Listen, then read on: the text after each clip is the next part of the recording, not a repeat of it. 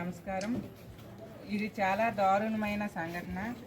మేము లోపలికి వెళ్ళి చూసేసరికి వాళ్ళు అసలు అక్కడ ఏమీ లేదు. వాళ్ళు బ్రతకడానికి కాదు, వాళ్ళ వ్యాపారానికి సుమారు 2-3 లక్షల సరుకు అప్పు చేసి తెచ్చి పండగ వస్తుంది అమ్మాలని తీసుకొచ్చి పెట్టడం జరిగింది. అక్కడ ఏమీ బూడి తప్పించి ఏమీ మిగలేదు.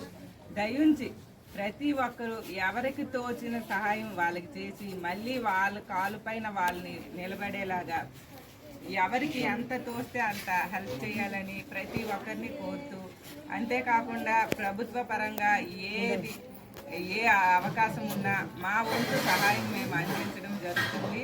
అంతేకాకుండా ఏది అవసరమైనా తప్పకుండా ఫోన్ కానీ ఇంటికి కానీ వచ్చి అడిగిన వెంటనే స్పందించడం జరుగుతుందని సభ మీ అందరి తరపున నేను తెలియజేస్తున్నాను. ధన్యవాదాలమ్మా. ధన్యవాదాలు గారికి.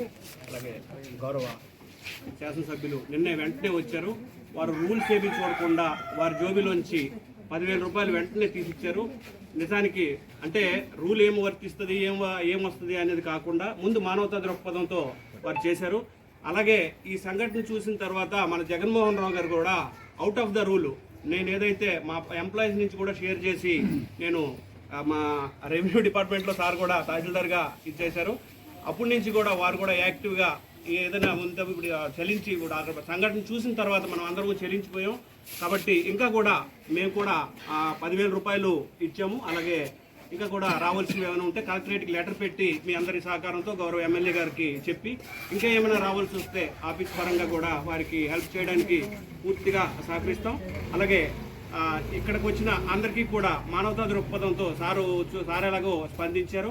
అలాగే మనందరం కూడా మనకు ఎవరికైనా కష్టం వస్తే మనందరము కూడా మనిషికి చెయ్యేస్తాము. మాకు ఆ ధైర్యం మనిషిని బాగా నిలబడుతుంది. కాబట్టి ఆ ధైర్యాన్ని మనందరం ఇవ్వాల్సిన అవసరం ఆ ముస్లిం సోదరిమణులకి ఉంది. కాబట్టి మనందరం కూడా చేతనైనంత అందరూ ఏదో ల్యాక్స్లో చేయాలి లేకపోతే వేల్లో చేయాలని కాదు, చేసి వాళ్ళకి మా చుట్టూ మమ్మల్ని ఆదుకోవడానికి మా అందరూ ఉన్నారు అనే మనోధైర్యాన్ని ఇవ్వడం మనందరికీ అవసరం. కాబట్టి అందరూ కూడా ఆ రకంగా ఏమైనా స్పందించాలని కోరుతున్నాం.